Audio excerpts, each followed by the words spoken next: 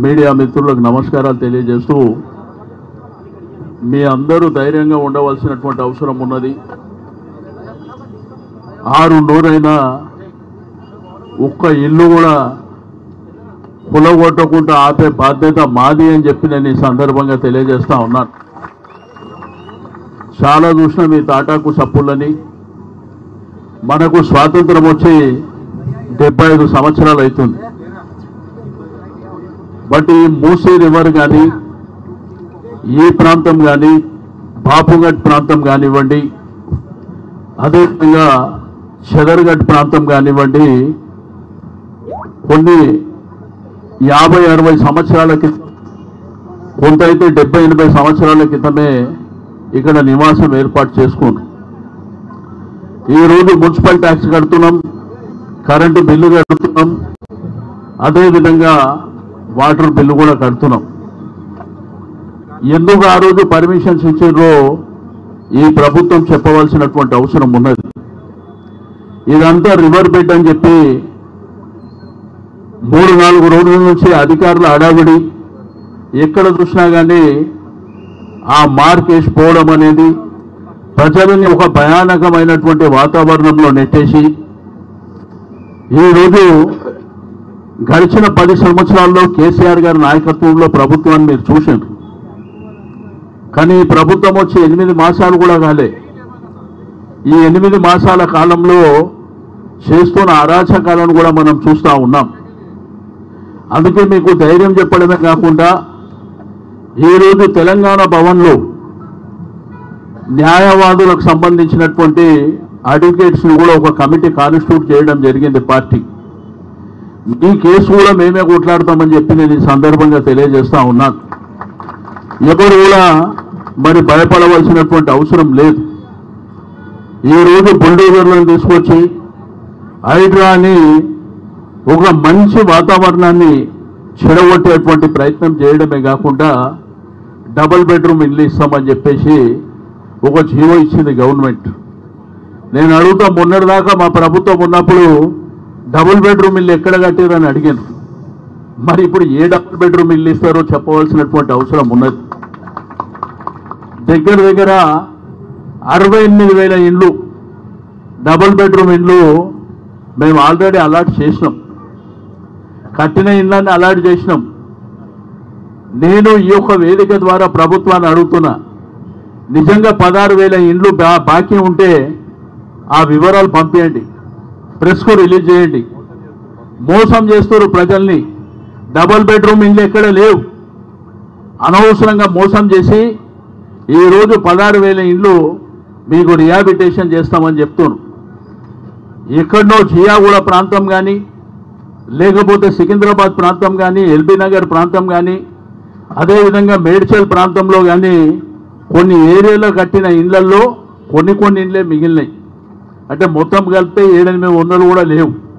కానీ వీళ్ళు 16,000 ఇండ్లు ఇస్తామని చెప్పి మోసం చేస్తూ, నేను ఈ ప్రభుత్వాన్ని డిమాండ్ చేస్తున్నా, నిజంగా 16,000 ఇండ్లు ఉంటే మీరు ప్రెస్కు రిలీజ్ చేయండి. ఎక్కడ కూడా ఇల్లు లేవు. అయినా ఇక్కడ స్థానికంగా 40-50 ఏళ్ళ నుంచి మీరు ఉన్న తర్వాత ఎక్కడో ఇస్తే పోతామంటే మీ ఉపాధి ఎక్కడికి పోవాలి? మేము ఉద్యోగం చేసుకోవడానికి కానీ, లేకపోతే వ్యాపారం చేసుకోవడానికి కానీ, పిల్లల చదువులు మార్చ్ ఏప్రిల్లో ఎగ్జామ్స్ ఉంటాయి పిల్లలకు. అప్పటి వరకు ఆ పిల్లల్ని ఎక్కడ?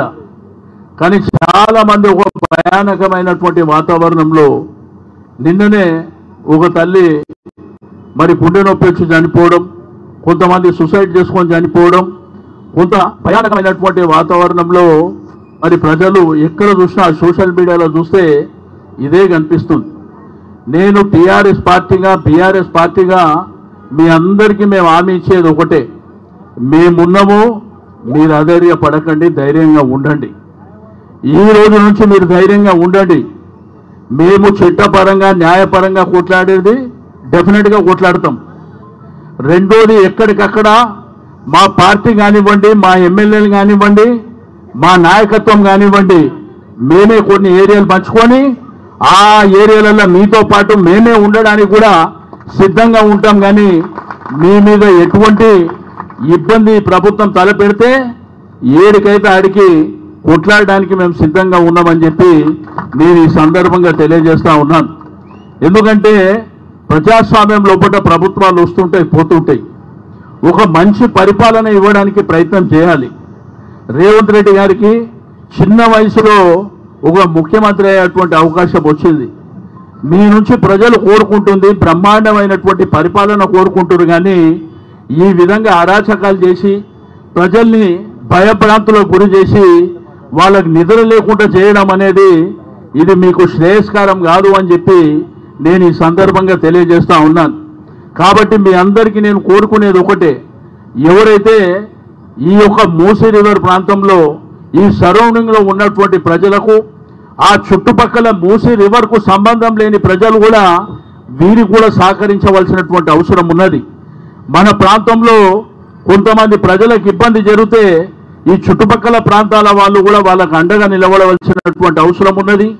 నేను మీడియా మిత్రులకు కూడా తెలియజేస్తా ఉన్నాను, మీరు ఎప్పటికప్పుడు ఈ ప్రజలకు మరి చేరువుగా ఉండి వాళ్ళకి ధైర్యాన్ని ఇవ్వవలసినటువంటి అవసరం ఉన్నదని చెప్పి నేను ఈ సందర్భంగా తెలియజేస్తా ఉన్నాను. ఈ రోజు నుంచే మరి హరీష్ రావు గారి నాయకత్వంలో మేమందరం బయలుదేరినాం. ఇక అన్ని ప్రాంతాలు పర్యటన చేస్తాం, ప్రజలకు ఒక భరోసా ఇస్తాం.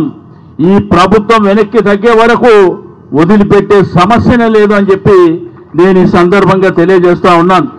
మీరు ధైర్యంగా ఉండండి, తప్పకుండా మేము మీకు అండగా నిలబడతాం. మేము 10 సంవత్సరాల పరిపాలనలో ప్రజలకు ఏమి మేలు చేయాలనో మేము ఆలోచించడమే తప్ప కీడు చేయాలి, హాని చేయాలి అనేటువంటి ఆలోచన మా ప్రభుత్వంలో ఏ రోజు కూడా మనం చేయలే. ఒక కళ్యాణ లక్ష్మి ఇచ్చినాం, ఒక పెన్షన్ ఇచ్చినాం, పేదవాళ్ళ కోసం అనేకమైనటువంటి కార్యక్రమాలు చేసినాం.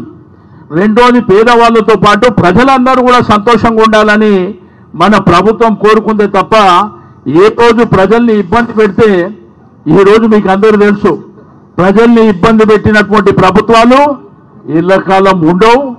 శాశ్వతంగా ఆ పార్టీలు మూసుకునే పరిస్థితి వస్తుందని చెప్పి నేను ఈ సందర్భంగా తెలియజేస్తూ మీరు ధైర్యంగా ఉండండి, తప్పకుండా